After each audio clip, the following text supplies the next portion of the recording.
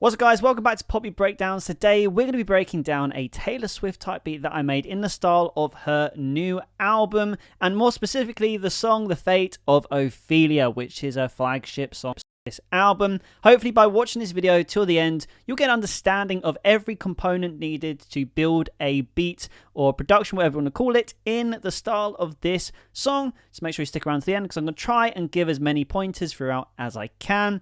Now this is a really good video for someone especially who doesn't produce this kind of music normally, or maybe you do produce pop music or you want to get into it. Regardless, I will go straight from each element added in the order I did as well to give you the best understanding of how I went about it. So everything's in order here of how it was added, and I feel like when you listen to the track, very 80s pop influenced, but it's also very familiar and current sound nowadays. So I started in Logic Pro X today for this track, and I wanted to build it around the bass. So we start with a bass line and we want to make it synth bass. So I highly recommend that you are using the 80s plucked bass, which is a preset in Logic. This is what it sounds like by itself.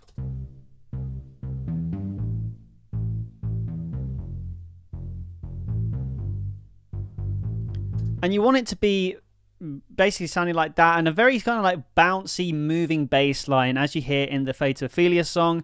And this wasn't really the exact sound that we're going for, so you really want to layer it with the 80s FM bass attack, which conveniently is just above it, and I've got it an octave higher, so don't just copy and paste it across because it sounds a lot better an octave higher. This is it by itself. But if you put the two together, then it makes the exact bass sound we're after, hence why I've then put them into a track stack.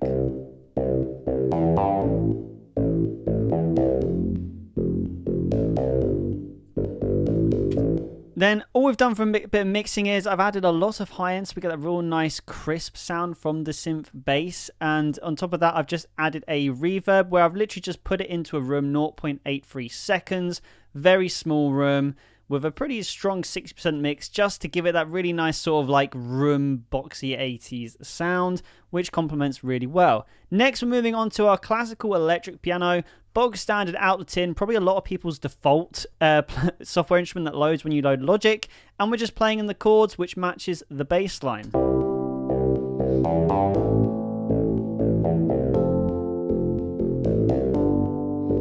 Very simple. It sounds very simple, but trust me, when you lay everything together, it's going to work. And by the way, it's a good time to mention in the track that you want to have it around 120 BPM. The key, you can just go for whatever key suits you or whatever you're comfortable producing in. You can do it in C major or G major for that one extra F sharp, or again, you can go with any key, that doesn't matter. But 120 BPM is about the BPM you want to be aiming for this kind of music.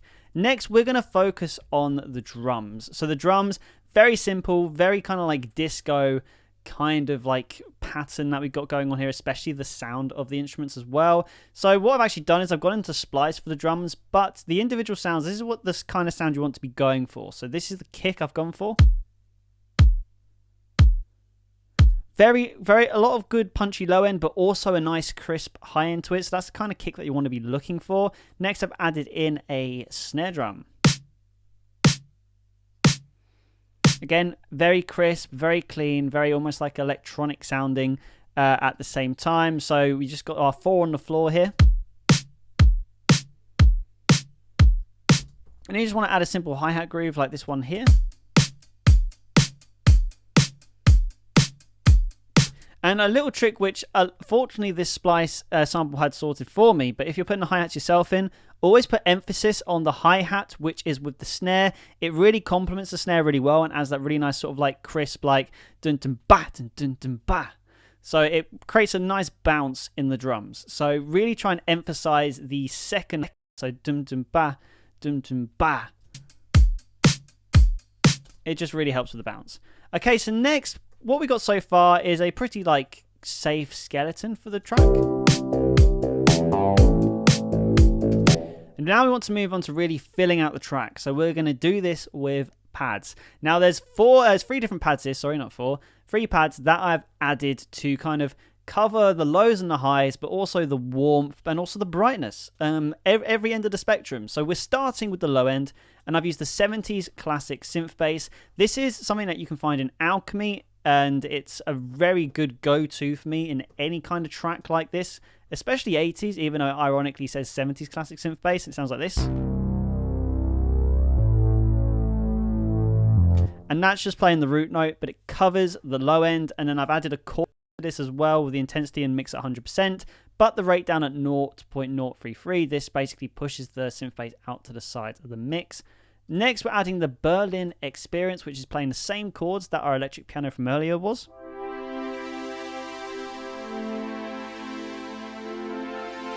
And this one is one you can find in the retro synth pads section. It's very cool. I haven't touched anything in the presets, but again, I've just added in a nice longer reverb and that chorus effect, because again, we're pushing the pads out to the sides of the mix. And then the last pad we're adding is the Chill Out pad, which is basically just sustaining the root note of the whole track for the most part. So if your track is in C major, for example, you will be sustaining a C, and it sounds like this.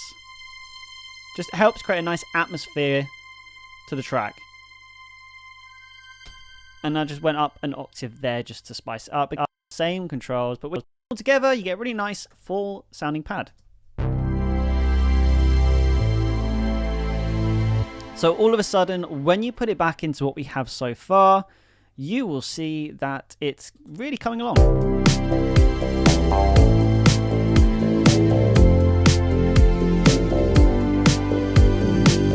Okay, so there's just a couple more elements that we need to add to really make this sound a lot more like the Fate of Ophelia track.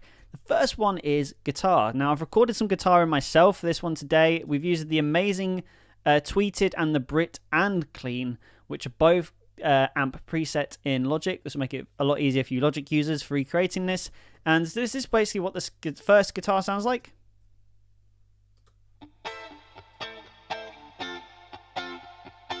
And then I've laid that with the Brit Clean.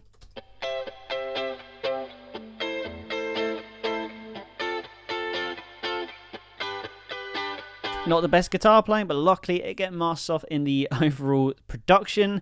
But you get the idea. So the amazing Tweeted. Then what I've done is a little trick here I like to do with guitars. I've sample delayed both of them. One sample delayed to the left, one sample delayed to the right. And this basically doubles up the guitars, but also pushes them to the sides of the mix with a very slight bias in either the right or the left ear, depending on where it's been sample delayed. But this creates a really nice stereo spread and like a really thick guitar section. So if I was just to mute both of these for a second, really recommend you listen to this with headphones on to get the full effect. But this is a guitar without the sample delay on. I'm going to put it on.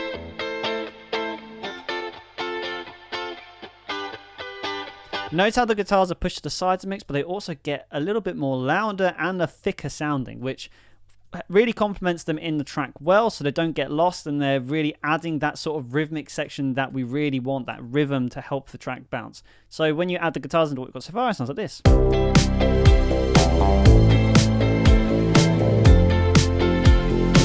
Okay, so we're really nearly just a couple of things true, and that's like the transitions, and then there's also one other thing as well which I'll mention after this. So we just basically want to add some sort of rises and crashes, a little bit of like that kind of like white noise sound to really help the track have a little bit of flow to it. So obviously reversing this here, which I'll just mute for you. So a nice bit of white noise. It just really helps build up to the transition into the chorus. And of course it comes in the chorus, kind of complementing this crash here. Again, it's just a very simple thing. I don't want to talk about it too much. The only thing I have done is also push using a chorus effect them out to the sides of the mix, so the vocal, when it's recorded into this beat, really has that room to stand out. And the last thing I added is this little synth idea right here. Again, there's something I found on Splice, but just have something, some sort of ambient synth, just putting a little melody in, which just varies at the start of each bar. There's something very similar in the Fate of Ophelia track, but this just adds just a little bit of something extra, a little bit of something that's interesting, so you're not just playing chords in. This can really help make the production sound a lot more interesting. And again, for the chorus effect, I've pushed out to side the mix because I'm really trying to create space for the vocal, because there's so much ambience in this track, a lot of saturation, so a lot of low end, and a lot of almost not muddy low end, but borderlining it. Having a vocal trying to stand out amongst that could be very hard. This is why a lot of the sounds are pushed out to the side of the mix in some sort. So when you do record the vocal in, it'll be very easier.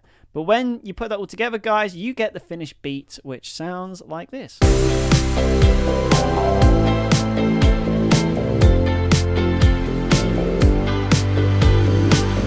So yeah, guys, if you found this tutorial helpful, like the video, if you've got any more questions, leave them below. And more importantly than anything, smash the subscribe button if you enjoyed this video, as it's the best way to support this channel. But thank you so much for watching this video to the end, guys. If you're still watching, keep making music, and I will see you in the next video.